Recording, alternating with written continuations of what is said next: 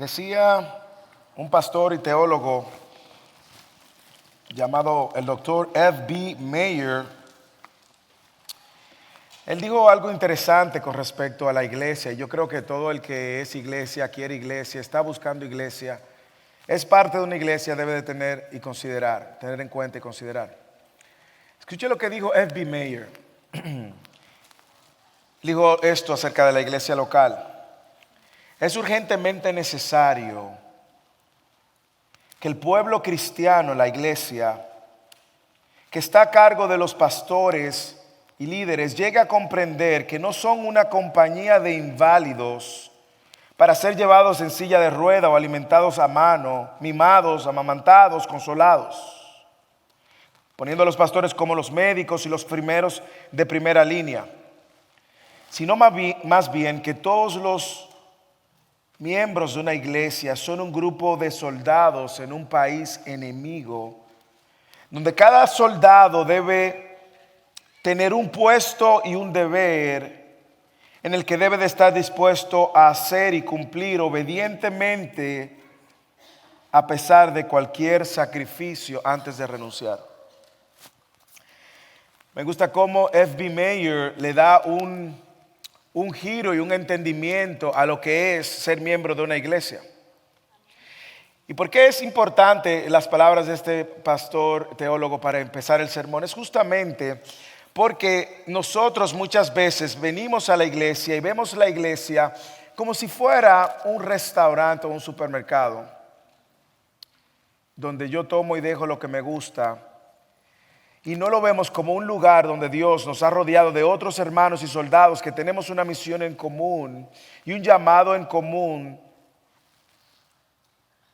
de servirnos mientras avanza el Evangelio de Cristo. El texto que tenemos delante de nosotros conecta muy bien con estas palabras de F.B. Meyer, ya que Saulo de Tarso, quien vimos y quien hablamos de su conversión la semana pasada, está actuando ahora y viviendo como un nuevo convertido, como un soldado de Cristo en vez de un perseguidor. Y más aún, como él está obedeciendo al llamado que Jesús le hizo cuando lo salvó. Y como este llamado, y aquí yo creo que conecta con todo lo que hemos visto, oración, adoración, no es un llamado fuera del marco de la iglesia local, sino al contrario, es un llamado en el marco de la comunidad de fe. Como Edward leyó en el texto que nos corresponde enseñar hoy, desde el versículo 23 al 31 del capítulo 9 del libro de los Hechos, que hemos venido predicando expositiva y continuamente, vamos a ver cómo la conversión de Saulo trae consigo una respuesta inmediata a su llamado, quien obedientemente abrazó y quien fielmente llevó a cabo hasta el último día de sus vidas. Sin embargo, esto no sucede aislado. Eso sucede dentro del marco de la iglesia. Por lo tanto, a la luz de esta historia y del sermón que vamos a predicar hoy, yo quiero que usted abrace esta idea, la grabe, la escriba, le tome foto en la pantalla, lo que sea necesario. Pero esta es la idea que el sermón persigue hoy, es que la conversión de Cristo nos llama a ser obedientes, aún en tiempos difíciles, con el apoyo de los hermanos, quienes además nos ayudan a madurar a nuestra fe en el contexto de la iglesia local. Lo voy a repetir. Todo el que aquí está, todo el que está en este lugar y ha sido alcanzado, convertido en creyente por la obra de Cristo,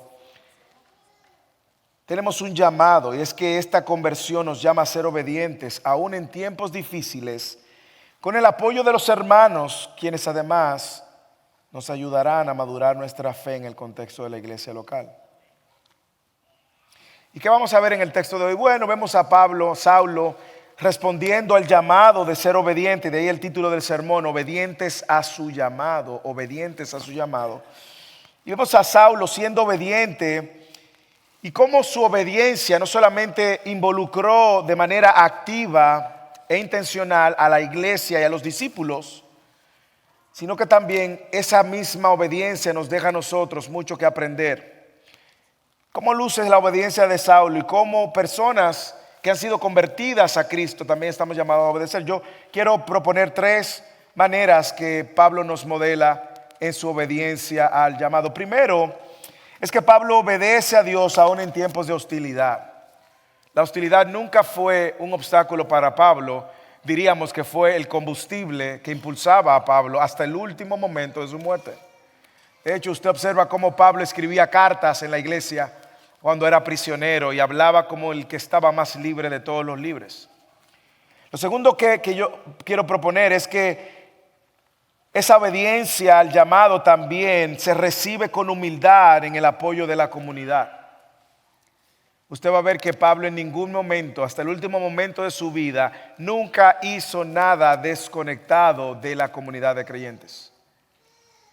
Y finalmente, usted va a ver en los últimos versículos cómo esa obediencia del llamado de Saulo nos enseña cómo maduramos nuestra fe en el contexto de la iglesia local.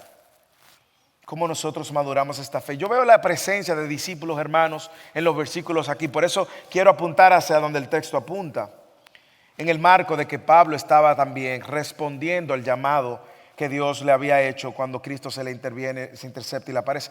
Que de hecho, si usted no estuvo aquí, no ha estado durante toda la serie, usted puede ir al canal de YouTube y ver de lo que nos referimos cuando él fue alcanzado por Cristo. Así que esa obediencia de Saulo nos enseña a obedecer juntos aún en tiempos de hostilidad. Lea conmigo el versículo 23 al 25. Después de muchos días, los judíos tramaron deshacerse de él. Pero su plan llegó al conocimiento de Saulo y aún vigilaban las puertas día y noche con el intento de matarlo. Usted ve la hostilidad. Pero sus discípulos lo tomaron de noche y lo sacaron por una abertura en la muralla, bajándolo en una canasta. Aquí aparece el segundo ascensor en las Escrituras. El primero apareció en Marcos 2, cuando los discípulos bajaron al paralítico. Estos 4 bajaron al paralítico. Y aquí aparece por segunda vez el segundo registro de un ascensor bíblico. Así que no tengan miedo de los ascensores, que son bíblicos. Pero ¿qué está pasando aquí? Bueno, primero vamos a ver un poco el contexto. Recuerde que Saulo, vamos a llamarlo Saulo hasta que Hechos lo llame Pablo. Recuerde que Saulo es el nombre hebreo, Pablo es el nombre griego, helenista. No fue que hubo un cambio sobrenatural de su nombre. No, es como que usted diga Moses en inglés, Moshe en hebreo o Moisés en español. ¿Ok? Saulo es hebreo, Pablo es helenista, es griego.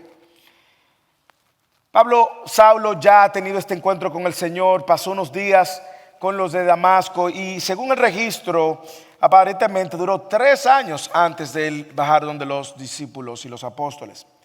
Pero aquí vemos a Saulo confrontando y enseñando la verdad acerca que ahora él puede ver claramente y cómo esas confrontaciones trajeron hostilidad, como es normal. Hostilidad porque estaban siendo confrontados con sus dogmas, con su religión judaica. Y aparentemente aquí el autor Lucas dice muchos días después, no da con exactitud el tiempo, sin embargo esto puede aludir al tiempo en que Pablo fue a Arabia y luego regresó de nuevo antes de ir a Jerusalén. Luego en Gálatas capítulo 1 versículo 17 Pablo nos da y nos aclara de este tiempo. De hecho, el versículo 15 de Gálatas, capítulo 1, dice que Pablo, testificando a la iglesia de Galacia, le decía que él apartó a Saulo desde el vientre de su madre y lo llamó por su gracia a revelar su Hijo en mí para que yo anunciara entre los gentiles. Y dice que él no consultó enseguida con sangre ni con carne, ni subía a Jerusalén a los que eran apóstoles antes que yo, sino que fui a Arabia y regresé otra vez a Damasco. Más o menos, esto es lo que Pablo está diciendo en Gálatas, que sucedió en esta línea que Lucas pone en Hechos. Y luego dice que 3 años después es que luego él va a Jerusalén para conocer a Pedro y estuvo allá con ellos 15 días. Pablo nos aclara más en Gálatas lo que pasó en este tiempo. Lucas dice que después de muchos días los judíos trataron de deshacerse de él. Él vio el plan llegó a su conocimiento y los discípulos lo ayudaron a escapar. Pero yo quiero que usted vea la obediencia de Pablo en medio de la hostilidad y algunos elementos que quiero resaltar. Lo primero es que mire cómo Pablo, después de su conversión, había sido obediente llevando el evangelio a todos los judíos. Yo no sé si eso de alguna manera u otra nos llama y nos invita a entender que luego de nuestra conversión es un llamado que tenemos todos. Pero mire cómo Pablo, justamente por estar compartiendo el evangelio en medio de los judíos helénicos, es decir, de corrientes helenistas y griega, Pablo volvió donde ellos. Imagínense la confusión. Bueno, si usted tiene su Biblia abierta en el capítulo 9, lea el versículo 22 para que usted vea cómo había una confusión, y lo vimos la semana pasada. El capítulo 9, versículo 22 dice: pero Saulo seguía fortaleciéndose y confundiendo a los judíos que habitaban en Damasco, demostrando que Jesús es el Cristo.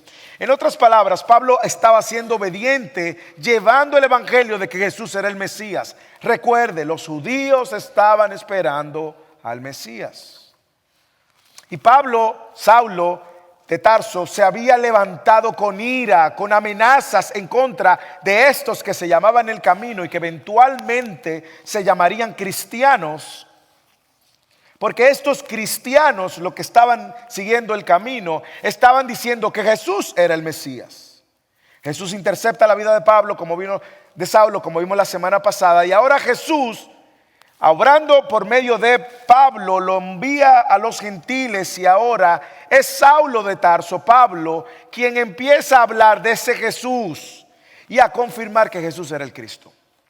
Interesante, porque lo que vemos entonces es que una vez se hace la obra de transformación en el corazón de Saulo de Tarso, su primera manifestación de obediencia, a pesar de la hostilidad, fue a predicar el evangelio de Cristo. No podían argumentar los judíos helénicos. No podían argumentar los razonamientos teológicos de Saulo, quien de hecho conocía muy bien toda la escritura del Antiguo Testamento. Por lo tanto, vemos a un Saulo siendo obediente en proclamar el mensaje de que Cristo es el Mesías, el Salvador, el Redentor del mundo, a pesar de la hostilidad. Pero ¿qué más usted puede ver en esos versículos?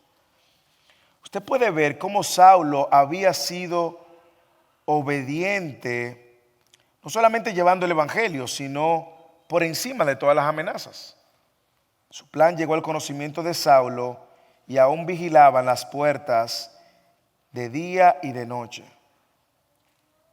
A mí me encanta porque cuando Jesús llama a Saulo y luego Jesús le habla a Ananías, ¿qué le dice a Ananías? En el capítulo 9, versículos 15 y 16, no sé si usted lo recuerda, hace una semana lo vimos. Jesús le está diciendo a Ananías, le dice: ve donde Saulo, sí, ese mismo que estaba persiguiéndome y persiguiendo a la iglesia, porque ese Saulo va a ser instrumento mío, escogido para llevar mi nombre en presencia de los gentiles. Jesús le dice a Ananías. ¿Y qué más le dice? Porque yo le mostraré a Saulo cuánto debe de padecer por mi nombre.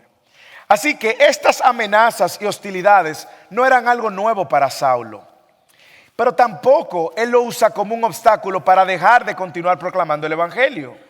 Ya él había sido advertido de que iba a encontrar hostilidad. Y yo creo que eso nos habla mucho a nosotros, porque el llamado de nosotros ser proclamadores de ese evangelio va a traer consigo hostilidad. Hay hermanos nuestros de sangre que no lo van a entender. Hay padres, tíos, hermanos, primos que se van a ofender. Compañeros de trabajo que van a decir: ustedes lo que son unos retrógradas, ustedes lo que son unos egoístas, ustedes lo que están fuera de la verdad. ¿Cómo es posible que solamente por medio de Cristo podemos ser salvos? ¿Y qué de los musulmanes? ¿Y qué de los hindúes? ¿Y qué de los budistas? Bueno, va a traer hostilidad. Va a traer hostilidad. Pero lo que vemos en Saulo es que la hostilidad y aún las amenazas no fueron un obstáculo para él. Pero piénselo por un momento. Esto no es tan blanco y negro. Es que este mismo Saulo había estado de acuerdo con estos judíos helenistas cuando estaban persiguiendo a Esteban y mataron a Esteban. Recuérdelo. Este mismo Saulo había apoyado la iniciativa de apedrar a Esteban, que estaba proclamando el mismo mensaje que ahora Saulo está proclamando. Le hace un cortocircuito a cualquiera, porque su conversión fue genuina. Pero lo que yo veo y aprendo de Saulo, no solamente que él fue obediente de ir donde esos mismos con quien él se había puesto de acuerdo para matar a Esteban. Imagínense el encuentro. Llegó Saulo. Oh, Saulo, ¿cuánto tiempo? Teníamos un tiempo sin verte. Sí, yo lo sé.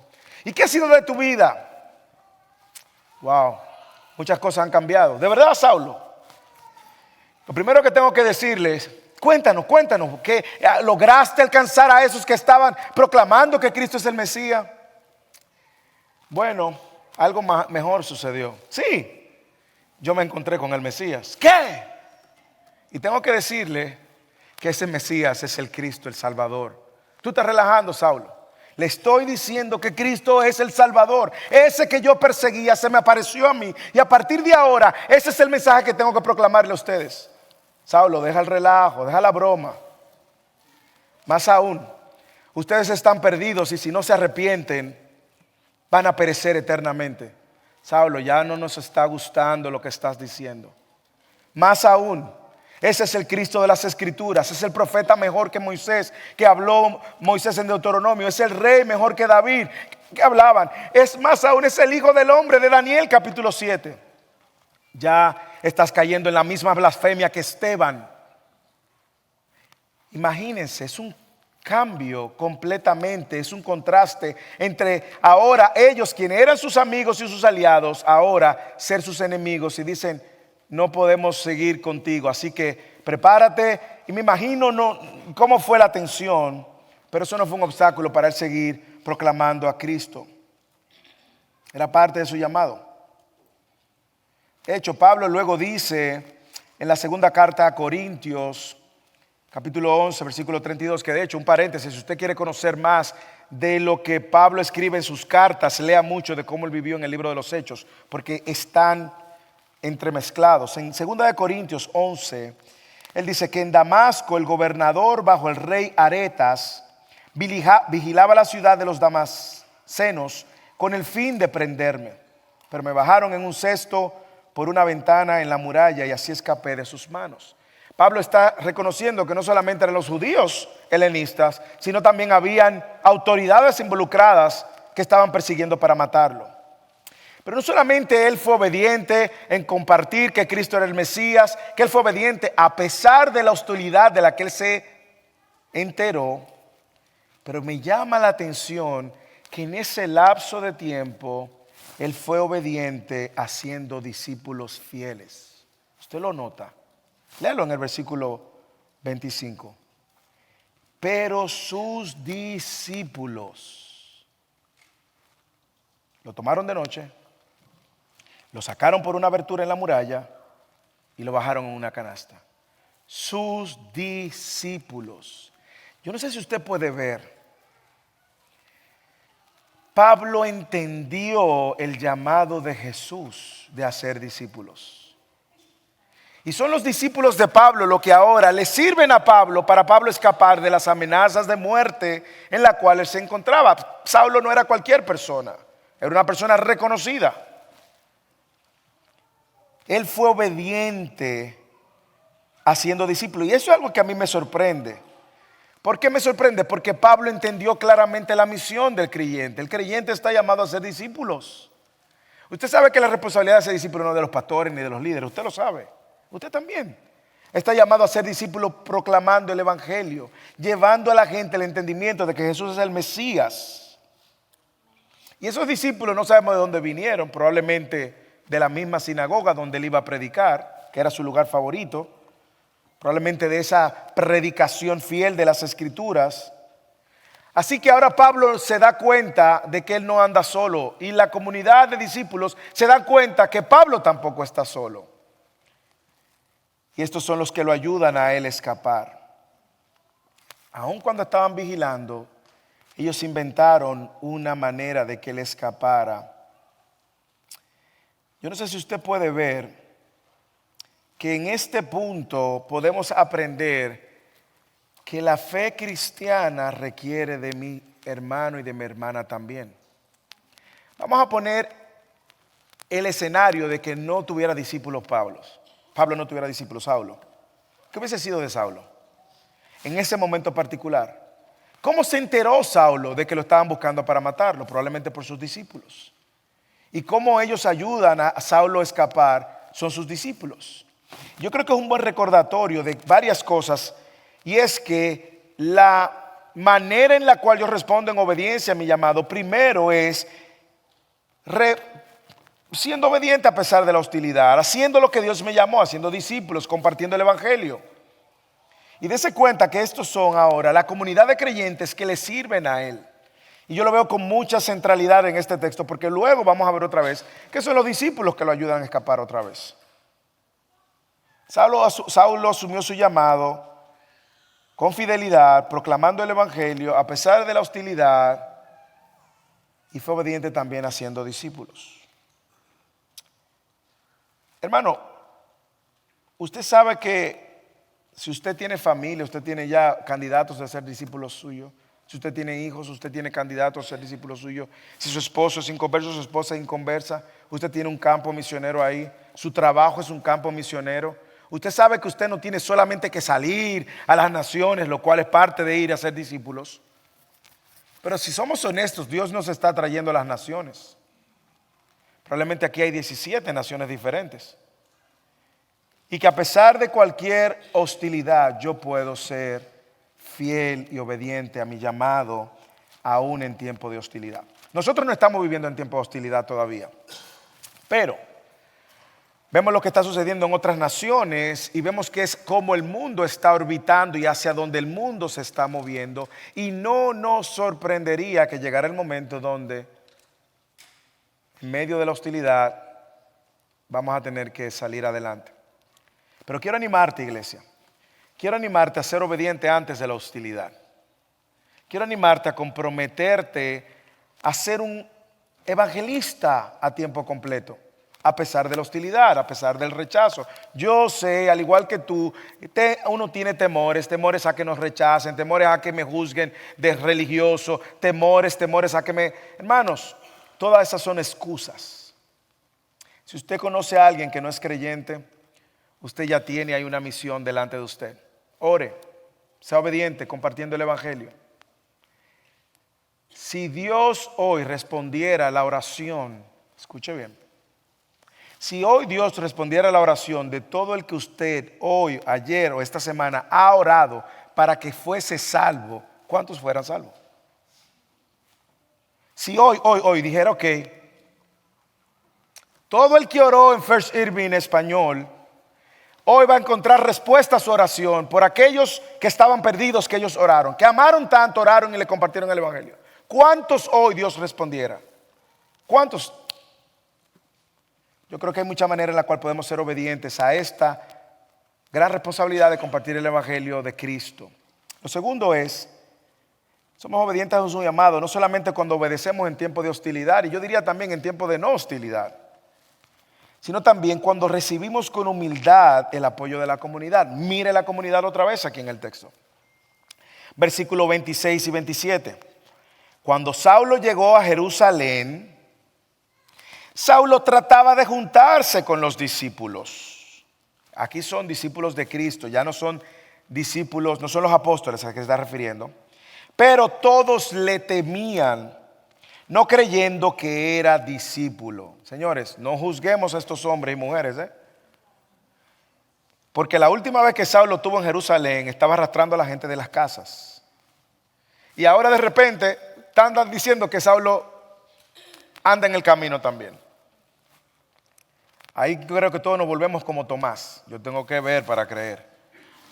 Versículo 27. Pero Bernabé lo tomó y lo presentó a los apóstoles y les contó cómo Saulo había visto al Señor en el camino y que él le había hablado y cómo en Damasco había hablado con valor en el nombre de Jesús.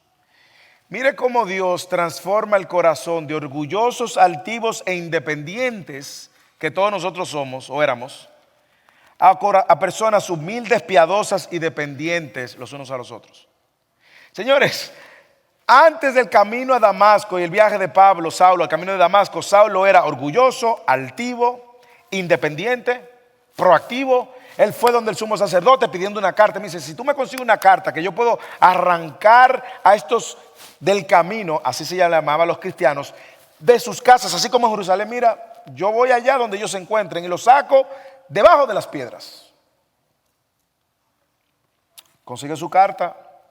Antes de Damasco, Saulo era completamente orgulloso, igual que el resto de los judíos helénicos y los demás, altivo e independiente.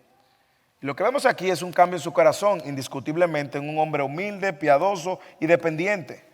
Así que cuando él llega a Jerusalén, Pablo intenta unirse con la comunidad de creyentes, porque Pablo ha entendido que la fe cristiana no es de llaneros solitarios. Pablo ha entendido que la fe cristiana se vive en comunidad. Y Pablo ha entendido que necesita la comunidad. Pero al principio lo rechazaron. Mire cómo Dios pone personas para darnos en nuestro orgullo, golpear nuestro orgullo y nuestra arrogancia. La primera persona que Dios puso en la vida de Saulo, ¿quién fue? Ananías. Y Ananías fue que oró por él. Así estaba él como un manso corderito. Y ya Dios había obrado en su corazón. Pero la segunda persona que ahora Dios pone en su corazón, ¿quién es? ¿Quién pone delante? Bernabé. Y los dos tienen que asistir a Pablo para Pablo introducirlo en la comunidad de creyentes de alguna manera. Así que al igual que Ananías, que estaba el primero escéptico de esta conversión cuando se le manifiesta el Señor a Ananías, los discípulos también estaban escépticos. Imagínense, ay, que Saulo está convertido. Bueno, la última vez entró a la casa de doña Telma y Eloy y lo arrancó de la casa. ¿Tú por qué no viste a la pobre Telma cómo la arrastró en un burro? En un camello. ¿Y qué tú quieres saber? La hermana Carmen, pobre hermana Carmen, la pobre, la agarró y la montó, la tiró arriba de un asno para que no adorara al Señor. Que ahora tú estás diciendo que ese hombre va a entrar por esa puerta. No, yo no estoy muy convencido, no. Así que ellos muestran cierto rechazo y cierta hostilidad. Él quería unirse a los discípulos, pero los discípulos tenían miedo. No culpemos a los discípulos, ¿eh? ¿Por qué? Porque yo creo que todo el que Dios transforma, la comunidad está esperando un testimonio público. ¿Sí o no? Hoy en la clase de bautismo teníamos un grupo de personas y hablábamos de esa coherencia. El que se bautiza ahí está diciendo públicamente: yo soy un seguidor de Cristo. Por lo tanto, ahora su manera de vivir tiene que ser coherente a la manera de lo que está profesando. Y lo último que ellos habían visto de Saulo de Tarso era odio, ira, orgullo, arrogancia, hostilidad contra los del camino, contra los cristianos. Y ahora tú nos estás diciendo que él quiere unirse a la comunidad. ¿Cómo sabemos que no es una trampa? Por sus frutos. Y uno de los frutos es que Dios levanta a Bernabé como un mediador, que de hecho es el papel característico de Bernabé en el libro de los Hechos. Usted lo va a ver más adelante, cuando Pablo no quiere que Marcos acompañe en su segundo viaje misionero y Bernabé dice: está bien, yo me voy con Marcos, vete, y rompe con Bernabé. Pero Bernabé, la palabra Bernabé se traduce como hijo de aliento, motivación, encouragement en inglés. Hijo de aliento. Y este hombre sí escucha a Saulo y confió su historia. Y es Bernabé entonces quien aboga por Saulo y quien describe a los apóstoles la obra de conversión que sucedió en el corazón de Saulo y que ahora la comunidad sin temor podía recibirlo. Y es por Bernabé que los discípulos reciben a Saulo como un hermano. Yo creo que podemos ver varias cosas igualmente aquí que debemos de aprender de este ejemplo. Varias cosas que quiero resaltar de este ejemplo de Saulo. Yo creo que usted y yo tenemos que verlo. ¿Por qué? Porque muchos de nosotros venimos de contextos, yo estoy en la misma lista, donde hemos sido abusados espiritualmente de alguna manera. Y nos cuesta unirnos a otra comunidad de fe, porque alguien nos maltrató, ¿sí o no? Bueno, no es la excepción. Pero mire lo que usted ve aquí que podemos aprender. Primero, toda verdadera conversión nos va a unir a una comunidad de fe. Escriba eso. Toda verdadera conversión nos va a unir a una comunidad de creyentes.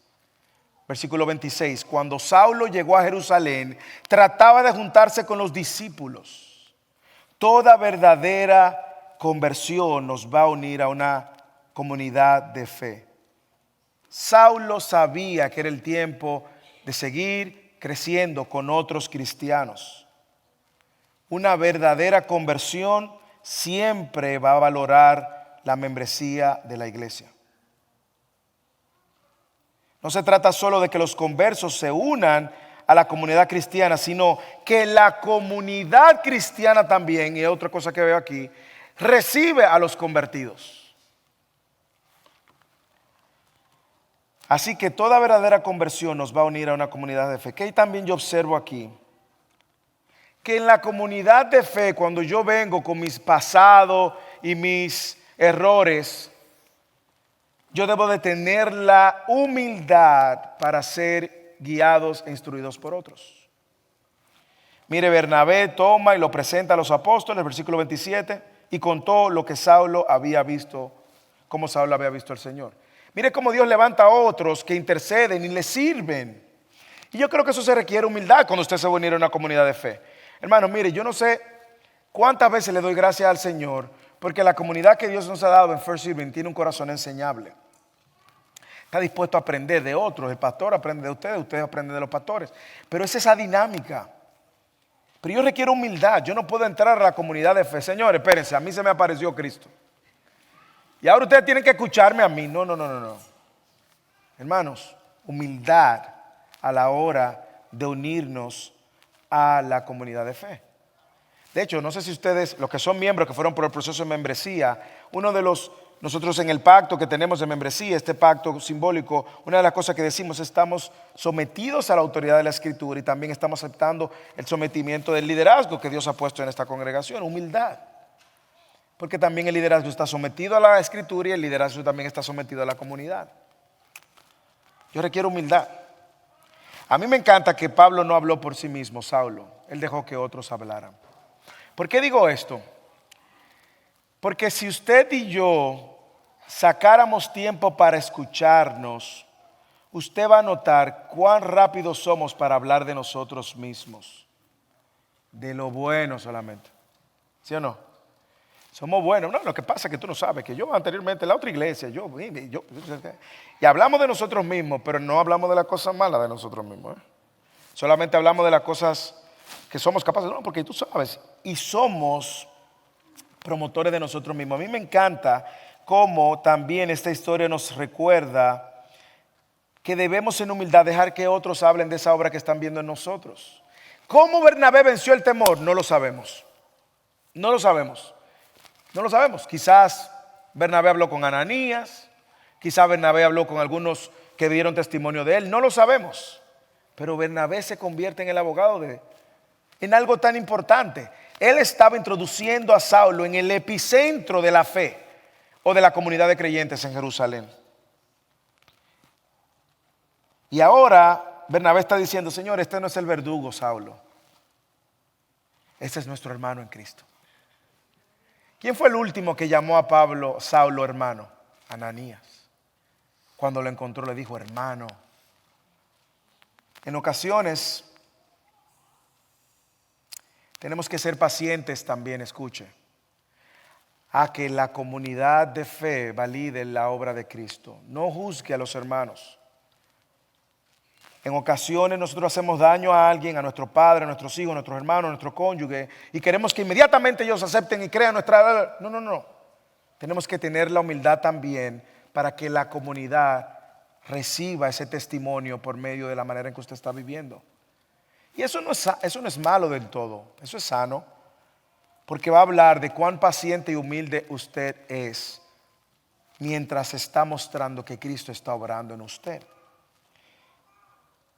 Más aún, yo creo que esta historia nos enseña que yo debo ser humilde y reconocer que yo necesito del apoyo de otros hermanos. Yo no soy un llanero solitario, sino que yo necesito de otros hermanos en ocasiones para restaurar mis relaciones con otros hermanos. Bernabé tomó y lo presentó a los apóstoles y lo contó. ¿Cómo Saulo había visto al Señor? Hermanos, el texto no nos dice, pero Jerusalén no era una gran ciudad. no habían tantos creyentes diferentes a los que él enfrentó cuando él salió arrastrando a la gente de Jerusalén. Por lo tanto, probablemente dentro de ese grupo de discípulos habían unos cuantos que estaban medio calvos porque le arrancaron los cabellos a Saulo. Había algunos cuantos que habían sido ofendidos, que habían sido maltratados por el mismo Saulo. Sin embargo, nosotros necesitamos la intercesión de otros hermanos para restaurar las relaciones.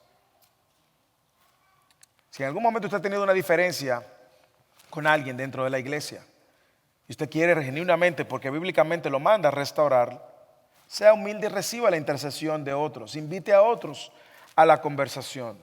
No se resienta y se aparte, sino invite a otros también. Aprendamos a ser pacientes mientras los demás van asimilando que efectivamente hay una obra de Cristo en nuestras vidas. Nosotros leemos esto, pero no fue fácil ver a un Saulo arrastrándome y ahora viendo a un Saulo diciendo que es cristiano. Sin embargo, esto me recuerda que yo necesito ser humilde, reconocer que necesito el apoyo de otros hermanos. Y mire el texto, porque también yo creo que debemos de ver que nuestras acciones deben hablar más alto que lo que nosotros decimos. ¿Qué fue lo que Bernabé resaltó? Los frutos, no el pasado. Dejemos que los frutos hablen. Versículo 27, parte final. Y Bernabé les contó cómo Saulo había visto al Señor en el camino y le había hablado, y cómo en Damasco había hablado con valor en el nombre de Jesús. Ahí están los frutos. Tenemos que dejar que nuestros frutos hablen más alto que nuestras palabras. No porque usted diga que es cristiano, usted es cristiano. Solamente la proclamación es una cosa y su vida va a hablar de esa obra. Y a mí me encanta que Bernabé habla de lo que Cristo ha hecho en su vida. El Señor se le apareció, le habló y luego él testificó. Yo creo que es clave que la conversión viene también con frutos. Y frutos que van a ser evidentes. Por lo tanto, Saulo no es quien tiene que introducirse y decirle: señores, Dios se me apareció, Él me habló, me mandó a los gentiles. ¿Y ustedes saben qué? Y yo estoy predicando el evangelio a todo el mundo. Mire qué diferente es cuando otro lo ve, lo nota, lo acepta, lo reconoce y dice: ese es un creyente, ese es piadoso de verdad. Óiganme, créanme, yo pongo mi mano en fuego por él. Ese es un genuino creyente. Porque toda genuina conversión también trae consigo frutos. Y un evidente fruto del que ha nacido de nuevo no solamente es hacer lo que Dios obedece, lo que Dios le ha mandado, sino que también se incorpora a una comunidad de creyentes. Entiende que la fe cristiana no es de llaneros solitarios. No, hermanos. Esta comunidad no será perfecta, pero debe de ser la comunidad segura, donde yo vengo con mis imperfecciones. Una comunidad que entiende el evangelio va a entender el hermano cuando cae, lo va a ayudar y lo va a restaurar, como dice Gálatas. Es una comunidad donde yo puedo venir abiertamente y pedir y orar por mis luchas y mis tentaciones y mis debilidades. Es la comunidad donde yo voy a encontrar Bernabé que me van a animar. Voy a encontrar un Timoteo también a quien discipular. Y voy a encontrar un Pablo que me va a discipular. Es la comunidad de creyentes donde nosotros podemos florecer en nuestra fe. Y que cuando vamos ahí centrados en nosotros mismos, con nuestra propia versión, esa comunidad es la que intercepta y dice: no es así, hermano. Es la comunidad que hemos visto en medio de ustedes, donde las hermanas están llamando a otras hermanas que están con sus luchas desanimadas. Es la comunidad donde Dios nos ha dado, donde ese hermano que está siendo necio en su pecado y no lo ve, Dios le rodea de otros hermanos que lo interceptan y lo confrontan en amor. Pero si algo usted quiere aprender en esta tarde es esto: la fe cristiana no es de llaneros solitarios. Deja de estar en las superficies, tratando de escurrirse donde la gente no te vea. La fe cristiana y el llamado a ser obedientes es involucrándonos en medio de las imperfecciones que la comunidad tiene. Y finalmente, solamente estamos llamados a ser obedientes al llamado, compartiendo el evangelio aún en tiempos de hostilidad, recibiendo con humildad el apoyo de otros. Mire otra vez la iglesia participando para madurar nuestra fe en el contexto de la iglesia. Versículo 28 al 31. Ahora ya lo aceptan a Saulo y estaba con ellos moviéndose libremente en Jerusalén. Yo me imagino que Saulo, andaba ahí como un cordero en medio de la manada, dando brinquitos en Jerusalén. Yo me imagino a Saulo lleno del gozo del Señor, que no puede callarse, buscando a quién compartir el evangelio, sabiendo que eso le iba a traer problemas. ¿Por qué? Porque el versículo 28 dice que hablando con valor en el nombre del Señor. Lo mismo que le estaba haciendo en Damasco, ahora con valor. ¿Por qué valor? Porque él sabía que iba a encontrar hostilidad. Y también hablaba, y no solo hablaba, sino que discutía con los judíos helenistas. Los mismos con el que él hizo alianza para matar a Esteban. Pero estos intentaban matarlo. Pero cuando los hermanos, mire aquí la comunidad protegiendo a Saulo. Cuando los hermanos lo supieron, lo llevaron a Cesarea y de allí lo enviaron a Tarso. Lo mandaron para su casa, el lugar de nacimiento. Espérate, Saulo, tú estás bien contento, lo sabemos, espérate. Pero espérate, te quieren matar. Usted ve una diferencia entre aquí y en la primera parte.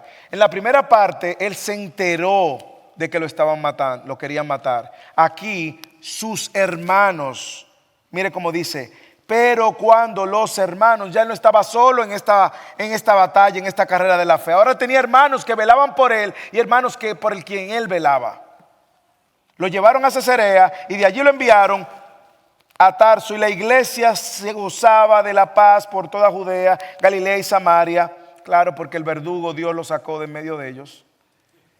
Y era edificada y andando en el temor del Señor y en la fortaleza del Espíritu seguía creciendo. ¿Cuántas veces usted ve aquí la intervención de la iglesia, los hermanos creciendo juntos, siendo edificados, gozándose, proclamando el evangelio, protegiéndose los unos a los otros? Yo creo que Saulo temprano en su ministerio entendió que el ministerio requiere del apoyo de la iglesia local.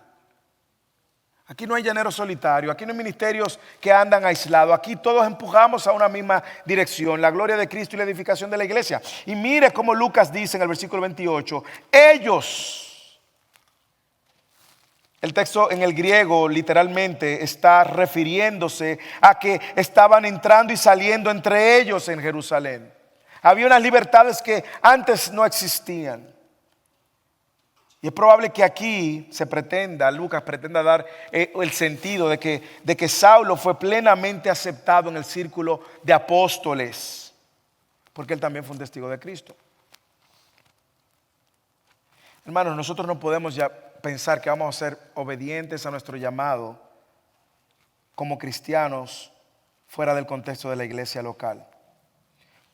No es una tarea solitaria. Y a mí me encanta cómo Lucas deja claro que Saulo ya no andaba solo, sino que era parte de los discípulos que se movían libremente, con valor, en el nombre de Jesús.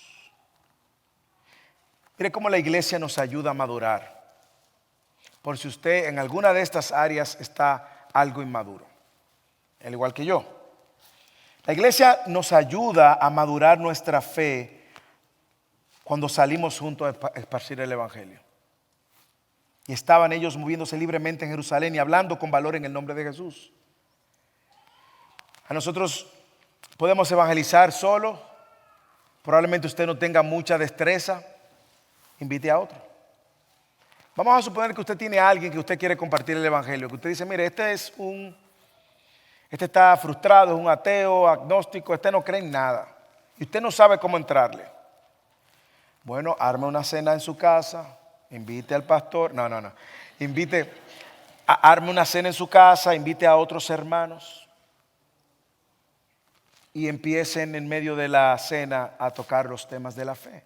Probablemente usted no tenga toda la elocuencia y el conocimiento, pero quizás uno de esos hermanos sí tiene el conocimiento que le puede ayudar y tiene un conocimiento un poco más apologético y otro tiene un conocimiento más de la Biblia, y de repente juntos ahora usted puede madurar su iniciativa de compartir el evangelio al perdido en la comunidad de los santos. Vayan.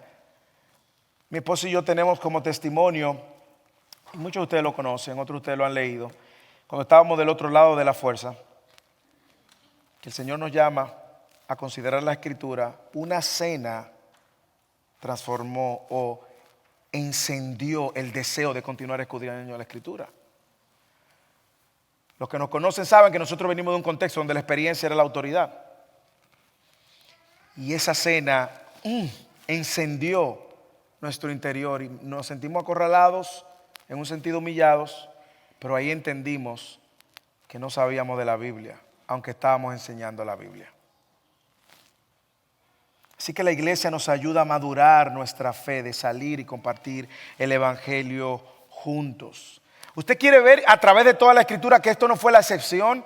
Pablo en sus oraciones en Efesios capítulo 6, 19, 20, en Colosenses 4, 3 al 4, mire cómo él entiende el rol que puede jugar la iglesia y le decía a la iglesia en Colosenses 4, oren al mismo tiempo por nosotros para que Dios nos abra una puerta para la palabra a fin de dar a conocer el misterio de Cristo, por el cual también he sido encarcelado, para manifestarlo como debo de hacerlo. Pablo está preso y está orando para que se abra la puerta para seguir proclamando el evangelio.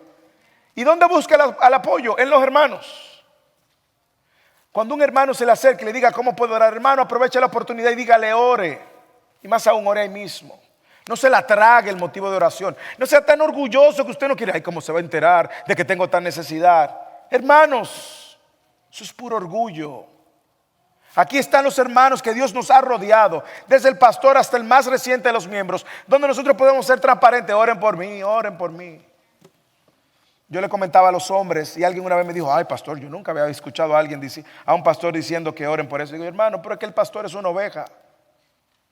Y yo puedo compartir mi motivo de oración y se lo puedo decir abiertamente aquí. Yo sé que algunos lo quieren enterarse por curiosidad y otros lo quieren enterar por compromiso. Pero yo le decía a los hombres, oren para que yo no reemplace mi tiempo de preparación del sermón, no reemplace mi tiempo devocional con el Señor por mi tiempo de preparación por el Señor. Y le decía, porque puedo caer en el error de esconderme debajo de preparar el sermón y creer que ese es mi tiempo con el Señor. Oren por eso. Y tengo algunos hermanos orando, ahora tengo toda la iglesia orando. Los que son comprometidos y no curiosos solamente. Pero mire también cómo la iglesia local nos ayuda a madurar nuestra fe cuando enfrentamos la tribulación juntos. También hablaba y discutía con los judíos helenistas, pero estos intentaban matarlo. Pero cuando los hermanos lo supieron, lo llevaron a Cesarea y de allí lo enviaron a Tarso. Saulo está discutiendo con este grupo de helenistas. Como dije, ¿dónde aparece por primera vez el grupo de helenistas? En Hechos capítulo 6, versículo 9. Ahí sí, cuando estaba matando a Esteban. Probablemente Saulo era uno de los líderes de estos judíos helenistas. Y ahora Pablo está discutiendo acerca de Jesús. Esto está molestando a los judíos helenistas. Sin embargo, esto crea una persecución contra Saulo. ¿Quiénes lo cuidan a Saulo? Lea el texto. ¿Quiénes? Los hermanos de la fe. Versículo 30. Cuando los hermanos lo supieron, lo llevaron a Cesarea y de allí lo enviaron a Tarso. No sabemos si Pablo se resistió. O no sabemos si Pablo se creía Superman y creía, no, a mí no me va a pasar nada. Espérate, Pablo. Estos fueron los que mataron a Esteban, ¿Tú te recuerdas?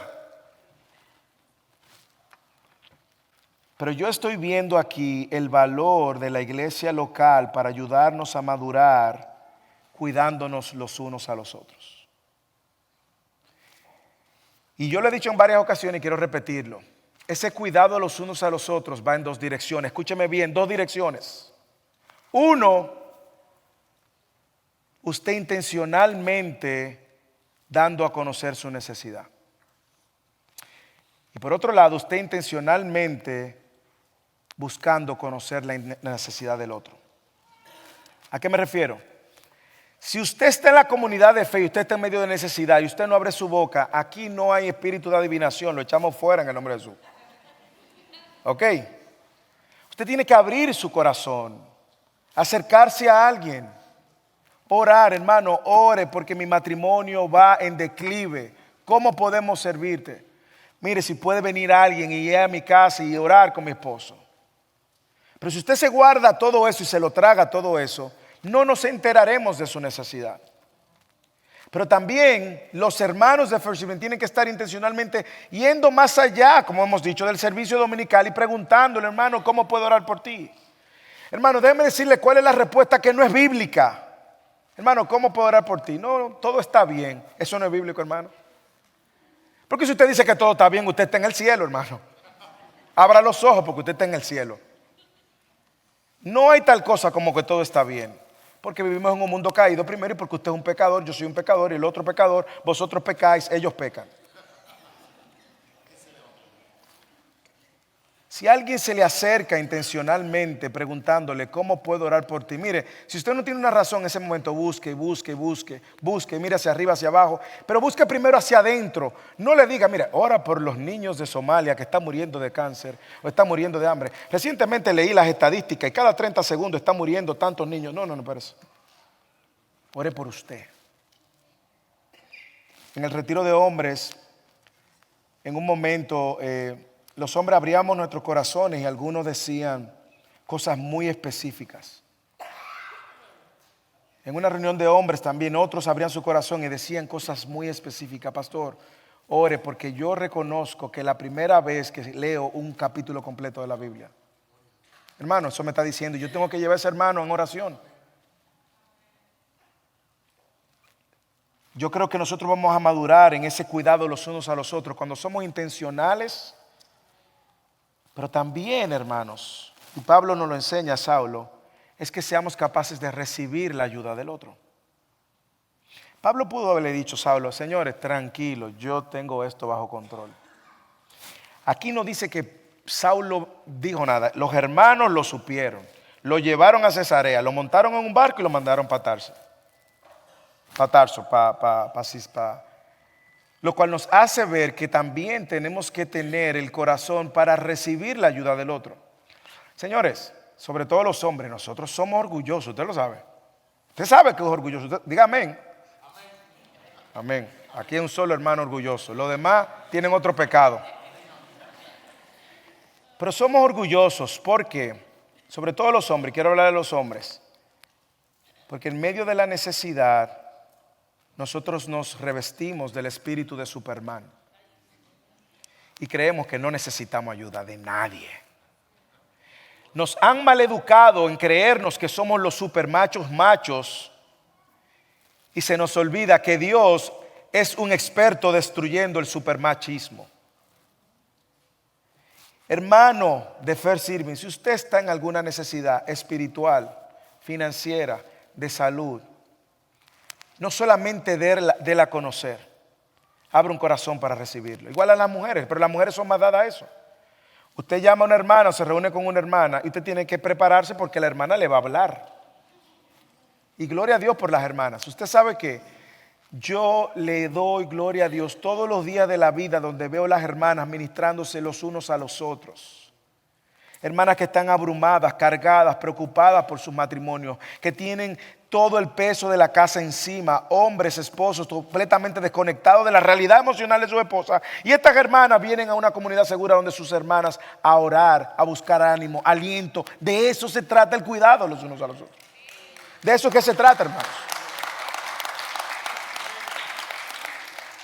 No existe tal cosa como llanero solitario. Y aquí todos tenemos algo de lo cual tenemos que arrepentirnos. Por lo tanto, yo aprendo de Saulo que él pudo madurar y ver la importancia de la comunidad para cuidarse los unos a los otros. Y luego Pablo escribe. Pablo luego celebra. Pablo reconoce a una iglesia una iglesia pobrecita, que lo estaba ayudando a él con la carga del ministerio. O sea, que no solamente eran con las oraciones, también era de manera material, ayudándose los unos a los otros. Y a mí me encanta cómo ver que ese es el llamado de la iglesia. Y finalmente yo quiero observar aquí en este texto cómo la iglesia local nos ayuda a madurar nuestra fe cuando somos edificados juntos. Mire cómo termina el versículo 31. Entre tanto, la iglesia gozaba de paz por toda Judea, Galilea y Samaria, y era edificada. Y andando en el temor del Señor y en la fortaleza del Espíritu Santo, seguía creciendo. Hermanos, yo creo que es evidente que Lucas hace un resumen de todo lo que él inició en el capítulo 8. Déjeme de enseñarle cómo esto conecta con el capítulo 8. Vaya al capítulo 8. Mire cómo empieza el capítulo 8 cuando Lucas empezó a hablarnos de la persecución de la iglesia. Versículo 1 dice: y Saulo estaba de completo acuerdo con ellos en la muerte de Esteban. Y en aquel día se desató una gran persecución contra la iglesia de Jerusalén. Y todos fueron esparcidos por las regiones de ¿dónde? Judea, Samaria, excepto los apóstoles. Y algunos hombres piadosos sepultaron a Esteban y lloraron a gran voz por él. Y Saulo hacía estrago en casa por casa, arrastrando a hombres y mujeres, los echaba a la cárcel. Mire cómo termina ahora el capítulo 9. ¿Cómo empezó? En persecución. ¿Cómo termina? Paz. Versículo 31. Y la iglesia gozaba de paz por toda Judea, Galilea y Samaria, y era edificada, y andando en el temor del Señor y en la fortaleza del Espíritu Santo, seguía creciendo. La persecución terminó temporalmente con la conversión del más ardiente enemigo de la iglesia. Y la conversión del más ardiente enemigo de la iglesia nos recuerda que Dios es el fiel protector de su iglesia. Que las puertas del Hades no prevalecerán, le dijo Jesús a Pedro. Y esa promesa sigue siendo presente hoy. La oposición del mundo no impidió la difusión del evangelio ni el crecimiento de la iglesia. Todo lo contrario. La persecución sirvió como un instrumento para fortalecer y madurar, y culmina con una iglesia siendo ahora edificada, fortalecida en el Espíritu, andando en el temor del Señor. Pero mire las características de una iglesia que está madurando en su fe. Primero, es una iglesia que anda en paz, aunque tuviera todas las amenazas del mundo. Hermanos, yo creo que nosotros tenemos que abrazar eso. Nuestra paz no está depositada, ni nuestra confianza, la paz está depositada en ningún hombre que gobierne. La iglesia madura, y la iglesia que va madurando va a entender que su paz viene en el Señor, y ellos crecían en esta paz. ¿Qué más? Crecían en el conocimiento de Dios. Dice que eran edificadas, y la edificación en el contexto de la iglesia siempre está vinculada a la palabra de Dios y la manera como ellos estaban creciendo en la palabra de Dios. No crea que era edificio que estaban levantando. Era edificada en la palabra de Dios. ¿Qué más? Una iglesia que está madurando en la comunidad de creyentes. No solamente sabe que su paz viene del Señor, quien controla los cielos y la tierra, quita y pone reyes, quita y pone adversarios, sino que también crece en ese conocimiento de Dios, crece en el temor de Dios. Y sabemos que este no es un temor reverente, no es un temor de miedo, es un temor reverente, es una adoración continua con un estilo de vida que adora al Señor, viviendo en el temor de Dios. Es que aquí hay gente piadosa que ahora está creciendo en una vida de piedad, y eso es lo que lo caracteriza. ¿Qué más? Crecían en la dependencia del Espíritu Santo. Mire cómo dice que eran fortalecidos, recibían aliento especial del Espíritu Santo, paracletos, dice la palabra ahí. Y finalmente, como resultado, crecían numéricamente. Mire que ellos, además de disfrutar de las bendiciones espirituales, entonces crecían numéricamente. Ellos no estaban persiguiendo el crecimiento numérico. Ellos estaban persiguiendo el crecimiento en la palabra, en el temor del Señor, en el cuidado de los santos, y el crecimiento vino como resultado. Eso suena a un patrón familiar, hermanos. En este respiro sin persecución, porque más adelante en el capítulo 12 vamos a ver que Herodes se levanta otra vez en persecución. Pero en ese respiro yo creo que la palabra de Jesús a Pedro en Mateo 16, 18. Pedro, yo también te digo que tú eres Pedro, y sobre esta roca edificaré mi iglesia, y las puertas del Hades no prevalecerán contra ella. Hermanos, Yo no sé si usted está consciente de esto, pero nosotros estamos siendo edificados sobre la roca que es Cristo, sobre las verdades que Pedro confesó de que Cristo es el Mesías. Y le digo algo, las puertas del Hades no van a prevalecer contra la iglesia. Por lo tanto, nuestra paz y nuestra confianza no está ni en quién gobierna, si podemos predicar o no podemos predicar. Nuestra paz y confianza está en aquel que sostiene su iglesia. Y la conversión de Saulo es un ejemplo de que podemos ser obedientes a su llamado, a pesar de la hostilidad, considerando la ayuda de los otros y madurando nuestra fe en la comunidad de hermanos. ¿De qué manera usted y yo tenemos que madurar la fe? Piénselo. Probablemente usted tiene que madurar su fe siendo más humilde y recibiendo el consejo de algún hermano. Quizás usted tiene que madurar su fe dando a conocer sus necesidades para que otro hermano oiga sus oraciones y ore por usted. Yo sé que muchos de nosotros venimos de contexto de que usted comentó algo y se enteró el vecindario entero. Bueno, la iglesia cuenta con un proceso de Mateo 18 para confrontar al hermano chismoso también. Para confrontar al hermano que habla más de lo que piensa. Para el que murmura, el que levanta falso testimonio. Pero la iglesia, vamos a ver que ha sido llamada para ser y vivir en comunidad. Cierro con algunas reflexiones. Todo el que está aquí, que es cristiano, ha recibido el mismo llamado de ser obediente en el contexto de la iglesia local. La pregunta es, ¿qué tanto valor tiene la iglesia para ti? Yo te voy a decir cuál es el valor que la sociedad le está dando. La sociedad ve a la iglesia como una actividad más durante la semana, de la cual yo sencillamente participo y ya. Ese no es el valor que Dios le da a la iglesia. La iglesia, Cristo la ve como la novia de Cristo, a quien está santificando. Y ahí estamos, todos los pecadores que hemos sido alcanzados por la gracia, creciendo en esta obra de santificación. Segunda pregunta, ¿cómo la iglesia local te está ayudando a madurar tu fe? Hay muchas maneras. Hay hermanos que realmente su testimonio glorifica a Cristo de una manera tan gloriosa de la obra de Cristo. Otros cuidándonos los unos a los otros, sirviéndonos los unos a los otros, compartiendo nuestra carga los unos a los otros. Tercera pregunta, ¿cómo tú estás ayudando a otros a madurar su fe? Todos somos parte del cuerpo y estamos llamados a servirnos. El llamado de ser obediente a su llamado es individual, pero también es colectivo. Es un llamado juntos. Aprendamos de Saulo.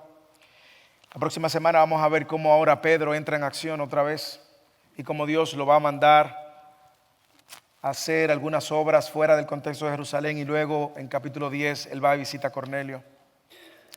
Pero si tú estás en Cristo, piensa de qué manera Dios te ha llamado a ser fiel en lo poco.